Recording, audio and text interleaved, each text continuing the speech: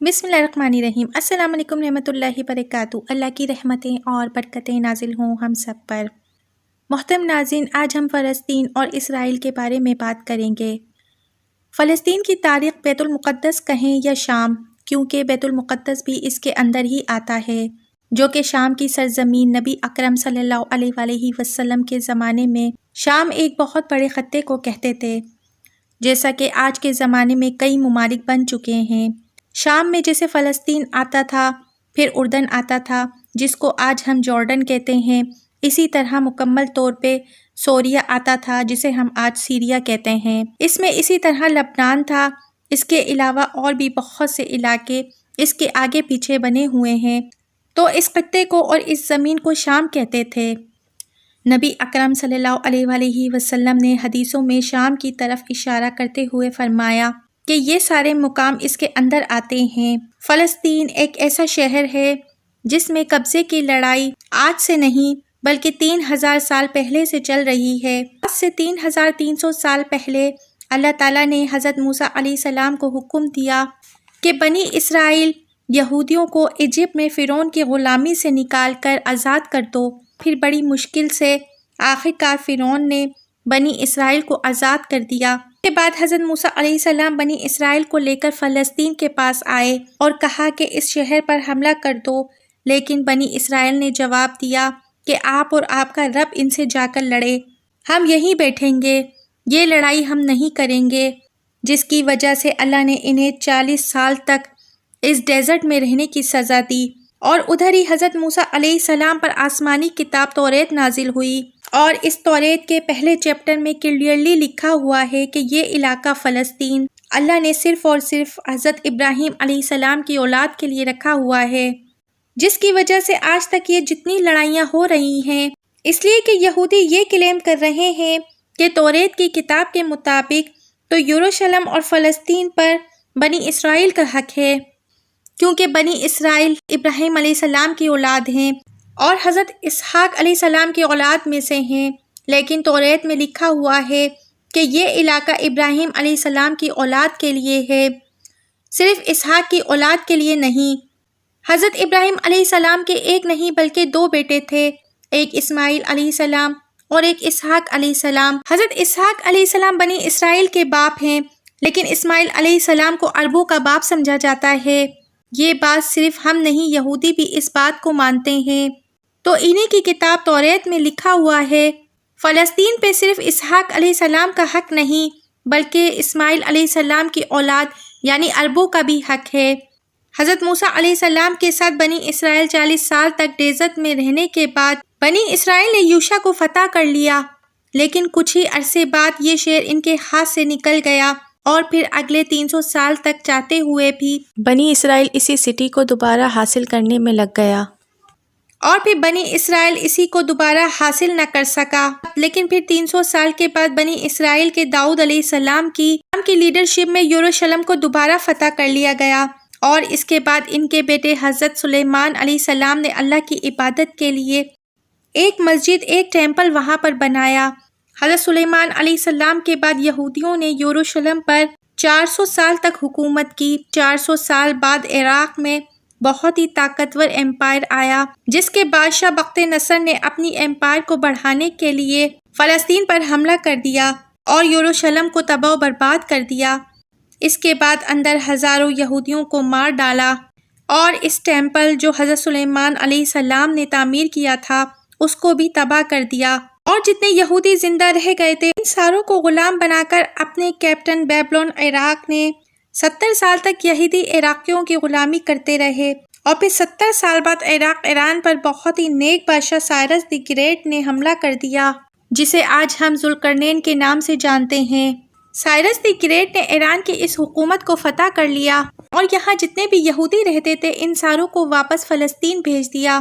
اور انہیں فنڈز وغیرہ بھی دیے کہ واپس جا کر سلیمان علیہ السلام کے ٹیمپل کو دوبارہ بنا لیں جو اس سے پہلے تباہ کر دیا گیا تھا۔ جس کے بعد یہودیوں نے فلسطین پر 400 سال تک حکومت کی، لیکن پھر ایک دن ان پر ایک ایسی حکومت نے حملہ کیا جس نے سارے یہودیوں کو یہاں سے 600 سال تک باہر نکال دیا۔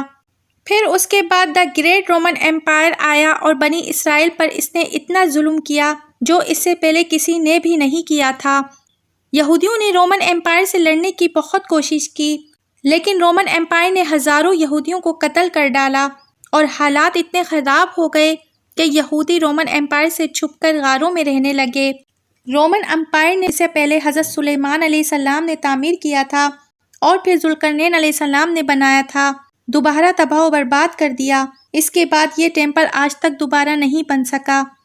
رومن امپائر نے فلسطین اور یروشلم پر 600 سال تک حکومت کی، لیکن 600 سال بعد رومن امپائر نے ایک ایسی غلطی کی جو اسے نہیں کرنی چاہیے تھی۔ انہوں نے عرب میں تیزی سے ابھرتے ہوئے مسلمانوں پر حملہ کرنے کی کوشش کی، لیکن اسلامی مذہب اور خلافت اتنی تیزی سے پھیل گئی تھی کہ کچھ ہی سالوں میں رومن امپائر دونوں کو فتح کر دیا، جس کے بعد حضرت عمر آئے اور وہ سب سے زیادہ طاقتور بادشاہ بن گئے، جن کی حکومت الیگزینڈر دی گریٹ امپائر سے بہت زیادہ بڑی تھی۔ آخر مسلمان رومن امپائر کو فتح کرتے کرتے یروشلم کے دروازے پر پہنچے، اور اس بارے میں رسول اکرم صلی اللہ علیہ وآلہ وسلم نے پہلے ہی بتا دیا تھا کہ مسلمان یروشلم ضرور فتح کریں گے۔ اب مسلمانوں کے پاس دو آپشن تھے، یا تو یروشلم کو اسی طرح تباہ کیا جائے جو اس سے پہلے باقی بادشاہوں نے کیا تھا، یا اس کا محاصرہ کریں۔ آخر مہینوں بعد یروشلم کے گورنر سفوریس نے کہا کہ میں یروشلم کو ایک شرط میں مسلمانوں کے حوالے کر دوں گا کہ مسلمانوں کے بادشاہ حضرت عمر خود آ کر مجھ سے بات کریں۔ تو اس بارے میں خالد بن ولید نے سوچا کہ اب مسلمانوں کے امیر حضرت عمر کو کیوں پریشان کیا جائے، تو وہ خود عمر بن کر سفوریت سے ملنے چلے گئے، کیونکہ خالد بن ولید کا حلیہ بالکل حضرت عمر کی طرح کا تھا، ان کی ہائٹ بھی بالکل حضرت عمر کی طرح تھی۔ جب خالد بن ولید وہاں پہنچے تو وہاں ایک شخص حضرت عمر کو پہلے سے ہی جانتا تھا، تو انہوں نے کہا کہ یہ حضرت عمر نہیں ہیں۔ تو خالد بن ولید نے حضرت عمر جو اس وقت کے سب سے بڑے بادشاہ تھے ان کو یروشلم بلوانا پڑا۔ سفوریس تو بالکل بادشاہ بن کر بیٹھا ہوا تھا، یعنی گولڈ سلور پہن کر اپنی سیٹ پر بیٹھا ہوا تھا کہ وہ سوچ رہا تھا کہ اتنے بڑے بادشاہ اس سے ملنے آ رہے ہیں، مگر سفوریس اور یروشلم یہ دیکھ کر بہت زیادہ حیران رہ گئے کہ بادشاہ کا غلام تو اونٹ پر بیٹھا ہوا ہے اور بادشاہ بالکل سادہ لباس میں پیدل چل کر آ رہے ہیں۔ واقعی کیا سادہ کردار تھا حضرت عمر کا۔ ان کا کردار دیکھ کر دل کرتا ہے کہ اللہ تعالیٰ حضرت عمر جیسا حکمران بھیج دے۔ جب یہ منظر یروشلم نے دیکھا تو وہ بہت حیران ہوئے۔ وہ لوگ بہت حیران ہوئے کہ جس نے بھی یروشلم پر پہلے فتح حاصل کی تھی تو انہوں نے اس سٹی کو تباہ و برباد کر دیا تھا، یہاں ہر جگہ خون ہی نظر آتا تھا، لیکن اب یہ ایک بادشاہ ہے جو ان سب سے زیادہ طاقتور ہونے کے باوجود بغیر کسی فوج کے اور بالکل عام لباس میں آ رہا ہے۔ ایسا اس سے پہلے ان لوگوں نے کبھی نہیں دیکھا تھا۔ حضرت عمر رضی اللہ تعالیٰ عنہ نے ان سارے مذاہب کو آزادی دی اور بغیر کسی خون بہاؤ کے سفوریس نے یروشلم کو حضرت عمر کے حوالے کر دیا، مگر انہوں نے بھی ایک یہ شرط لگا دی کہ مسلمان یہودیوں کو یروشلم آنے کی اجازت نہیں دیں گے، لیکن حضرت عمر نے ان کی یہ شرط ماننے سے انکار کر دیا اور یہودیوں کو بھی بیت المقدس آنے کی اجازت دی گئی۔ اور اسی طرح پہلی دفعہ یروشلم حضرت ابراہیم علیہ السلام کے بیٹے حضرت اسحاق علیہ السلام کے پاس آ گیا۔ اس کے بعد 350 سال تک مسلمان اور یہودی دونوں بہت زیادہ امن اور پیار سے رہنے لگے، مگر پھر 350 سال بعد کرسچن نے پورے یورپ سے فوج جمع کر کے یروشلم پر دوبارہ حملہ کر دیا۔ اس وقت مسلمانوں کی آپس میں بہت زیادہ لڑائیاں تھیں، جس کا فائدہ اٹھا کر کرسچن نے بآسانی یروشلم کو فتح کر لیا، اور یروشلم فتح حاصل کرنے کے بعد وہ مسلمانوں اور یہودیوں دونوں پر بہت زیادہ ظلم کے پہاڑ توڑنے لگے اور ہزاروں مسلمان اور یہودیوں کو قتل کر ڈالا، مسجدوں کو بھی تباہ کر دیا، اور ہسٹری میں لکھا ہوا ہے کہ وہاں کی گلیوں کو مسلمانوں کے خون سے بھر دیا، اور پھر مسجد اقصی کو بھی مسجد سے ایک محل میں تعمیر کر دیا، یعنی وہاں پر ایک پیلس بنا دیا۔ یہودیوں کی عورتیں اور بچوں نے اپنی جان بچا کے اپنے آپ کو زمین دوز میں بند کر دیا، لیکن سفوریس نے ساری بلڈنگ کو آگ لگا دی اور ان کے بچے اور عورتوں کو زندہ جلا ڈالا۔ اس کے بعد کورسیڈیس نے یروشلم پر تقریباً 90 سال تک حکومت کی، مگر پھر 90 سال بعد مسلمانوں کے ایک بہت بڑے بادشاہ سلطان صلاح الدین ایوبی نے پوری مسلم دنیا سے فوج کو جمع کر کے یروشلم کو دوبارہ کورسیڈیس سے چھین کر فتح کر لیا۔ اس وقت سارے کرسچن یہ سوچ رہے تھے کہ اب صلاح الدین ایوبی ہم سے اسی طرح بدلہ لینے آیا ہے، جس طرح ہم نے لاشوں کے ڈھیر لگا دیے تھے، جس طرح سے ہم نے مسلمانوں کا خون بہایا تھا، ان کو شہید کیا تھا اور ان کی لاشوں کے ڈھیر لگا دیے تھے، لیکن سلطان صلاح الدین ایوبی نے حضرت عمر کی طرح سارے کرسچنز کو معاف کر دیا۔ وہ لوگ بہت حیران ہوئے، اور پھر کرسچنز نے سلطان صلاح الدین ایوبی سے پوچھا کہ جب ہم نے یروشلم فتح کیا تو مسلمانوں کو بے انتہا قتل کیا، مگر سلطان صلاح الدین ایوبی نے جواب دیا کہ میں سلطان صلاح الدین ایوبی ہوں، سلطان صلاح الدین ایوبی۔ اور پھر سلطان صلاح الدین ایوبی نے تمام مذاہب کو دوبارہ آزادی دی اور مسجد اقصیٰ، جس سے ایک پیلس بنا دیا گیا تھا، پھر اس کو دوبارہ مسجد اقصیٰ میں کنورٹ کیا اور ادھر ہی پہلی نماز ادا کی۔ یروشلم کو جب بھی کسی بادشاہ نے فتح کیا، ہمیشہ ادھر بہت خون بہایا، سوائے مسلمانوں کے، جنہوں نے ہمیشہ بالکل امن کے ساتھ اس شہر کو فتح کیا۔ سلطان صلاح الدین ایوبی کے بعد ایک بار پھر سارے مذہب بالکل امن کے ساتھ 800 سال تک رہے، اور جب یروشلم پہ آٹو امپائر کی حکومت آئی تو وہ ورلڈ وار 1 کے بعد عربوں نے برٹش کے ساتھ مل کر عثمانیہ خلافت کو ختم کر دیا اور کہا کہ ہم عرب پہ یہ ترکش لوگ حکومت کیوں کر رہے ہیں، تو اس وجہ سے فلسطین بھی وہاں نہیں رہ سکے۔ مگر تھوڑے ہی عرصے پہلے برٹش اور یہودیوں کی آپس میں ایک ڈیل فائنل ہو چکی تھی۔ وہ ڈیل یہ تھی کہ اگر برٹش کو یہ علاقے دیے جائیں گے تو ادھر برٹش ایک اسٹیٹ بنائے گا۔ یہ معاہدہ کیوں ہوا تھا؟ اس لیے اس سے پہلے یہودی یورپ کے ہر field, business, science, medical, banking, ہر چیز میں بہت زیادہ آگے تھے، جس کی وجہ سے یہودی یورپ کے سب سے طاقتور اور رچ کمیونٹی کی سپورٹ حاصل کرنا چاہتا تھا، اور اس کے لیے اس کی سپورٹ سب سے زیادہ ضروری تھی۔ اور پچھلے 1800 سال سے یہودی کے پاس اپنا کوئی ملک بھی نہیں تھا، تو ان میں سے کچھ یہودیوں نے مخالفت شروع کر دی اور کہا کہ ہمارا یہودیوں کا بھی کوئی ملک ہونا چاہیے، اور پھر اس کے بعد انہوں نے اسی فلسطین کو چنا، اور پھر یہ ملک حاصل کرنے کے لیے ان لوگوں نے طرح طرح کی کوششیں کی کہ بس کسی طریقے سے یہ ملک حاصل ہو جائے۔ یہودیوں نے یہاں تک کہ عثمانیہ خلیفہ سلطان عبد الحمید سے بھی بات کرنے کی کوشش کی، لیکن انہوں نے ان کی کوئی بات نہیں مانی اور صاف انکار کر دیا، جس کی وجہ سے یہودیوں نے یہ سوچا کہ اگر ہمیں اپنا ملک بنانا ہے تو پھر عثمانی خلافت کو ختم کرنا ہوگا۔ اور جیسے ہی ورلڈ وار 1 کے بعد آٹومن امپائر ختم ہوا اور فلسطین آٹومن امپائر سے برٹش کی طرف چلا گیا، تو یہودی پوری دنیا سے اس کے سیکریٹ پلان کے تحت فلسطین شفٹ ہونا شروع ہو گیا، اور پھر وہ لوگ فلسطین سے زمین زیادہ سے زیادہ پیسوں میں خریدنے لگے، کیونکہ پیسہ تو ان لوگوں کے پاس کافی تھا۔ برٹش امپائر نے بھی بیلفور ڈکلریشن یہودیوں کے ایک الگ الگ اسٹیٹ ہونے کو صحیح کہا،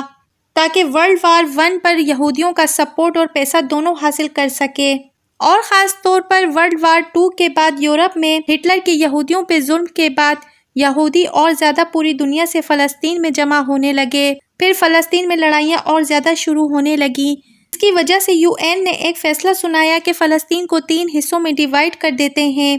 ایک حصہ تو فلسطین اور دوسرا اسرائیل اور تیسرا جولوشلم جو ان دونوں میں سے کسی کا بھی نہیں ہوگا، بلکہ یہاں پر UN کی حکومت ہوگی اور اس میں سب ریلیجن کو آزادی دی جائے گی۔ یہ فیصلہ سننے کے بعد عرب ممالک نے اس فیصلے کی مخالفت کی اور اس کو نہ مانا۔ پھر اسرائیل آزاد ہونے کے صرف ایک دن کے بعد اسرائیل پر حملہ کر دیا۔ ایجپٹ، جارڈن، سیریا تینوں کی فوجیں ایک ساتھ اسرائیل میں داخل ہوئیں، اور پھر بہت بری طرح سے عرب ممالک یہ جنگ ہار گئے، اور ایک ایسے ملک نے عربوں کو شکست دی جو ان سے سائز میں بھی بہت چھوٹا تھا۔ اس جنگ کی ہار کی وجہ سے جو پلان UN نے اس جنگ سے پہلے بنایا تھا، اس کے بعد اس کا صرف 40% علاقہ فلسطینیوں کو دیا گیا اور 60% علاقہ اسرائیل نے فتح کر لیا، یہاں تک کہ یروشلم کے آدھے شہر کو بھی فتح کر لیا۔ اسرائیل یہ جنگ اکیلے نہیں لڑ رہا تھا، بلکہ اس کے ساتھ پورے ممالک یعنی پوری دنیا کا سپورٹ حاصل تھا، یہاں تک کہ رشیا اور US کا سپورٹ بھی اسرائیل کے ساتھ تھا۔ اور جب اسرائیل کے یہ علاقے فتح کر کے 7 لاکھ عربوں کو فلسطین سے باہر نکال دیا، پھر اس کی وجہ سے یہودی فلسطین میں زیادہ آباد ہونا شروع ہو گئے اور عربی کم ہوتے چلے گئے، اور یہ جنگ جیت کر اسرائیل بہت زیادہ اسٹرانگ ہو گئے، اور پھر یہ ہوا کہ پوری دنیا سے اور بھی زیادہ یہودی اسرائیل میں جمع ہونے لگے، اور اس کے بعد پھر یہ ہوا کہ یہودیوں نے عرب کے بالکل سینٹر میں بہت ہی مضبوط حکومت بنا لی تھی۔ اس کے باوجود یہ 2 علاقے ویسٹ بینک اور غزہ، اسرائیل کے کنٹرول سے بالکل باہر تھی، مگر آج سے تقریباً 60 سال پہلے 1967 میں کچھ غلط فیصلوں کی وجہ سے یہاں ایک بار پھر جنگ شروع ہو گئی، اور ایک بار پھر ایجپٹ، جارڈن، سیریا، اس کے مقابلے میں اس چھوٹے سے اسرائیل نے صرف 3 دنوں میں ان تینوں ملکوں کو شکست دے دی، اور پھر 6 دنوں میں اسرائیل ایک بہت بڑی حکومت بن گئی۔ عرب ممالک نے دوبارہ ایک چھوٹے سے ملک سے بہت ہی بے شرمی والی شکست حاصل کی، اور وہ بھی دوسری مرتبہ، جب عرب ممالک 2 مرتبہ اسرائیل سے ہارا۔ اس کے بعد اس کی عوام نیشنلسٹ حکومت کے خلاف ہو گئی، اور پھر عرب کی عوام اس ہار کے بعد اخوان مسلمون یعنی مسلم برادرہڈ کی طرف بڑھنے لگی، اور اخوان مسلمون نے عرب عوام سے کہا کہ جنگ عرب کے مسلمان نہیں ہارے، بلکہ یہ جنگ ایک نیشنلسٹ ہارے ہیں جو صرف نام کے مسلمان ہیں اور اس سے زیادہ کچھ نہیں۔ اس کے بعد عرب کے مسلمان مسلم برادرہڈ کی طرف آنے لگے، جو کہ مصر کے ایک اسکول ٹیچر حسن برنان نے بنائی تھی، اور پھر اس جیت کے بعد اسرائیل نے ویسٹ بینک، غزہ سب پر قبضہ کر لیا، اور آج تک یہ سارے علاقے اسرائیل کے پاس ہیں، اور آج تک اسرائیل سے یہ علاقے کوئی نہیں چھین سکا۔ محترم ناظرین، اگر آپ نے میرے چینل کو سبسکرائب نہیں کیا ہے تو پلیز جلدی سے میرے چینل کو سبسکرائب کر دیجئے۔ کمنٹ باکس میں اپنی رائے کا اظہار ضرور کیجئے۔ زندگی رہی تو پھر ملیں گے معلوماتی ویڈیو کے ساتھ۔ اللہ حافظ۔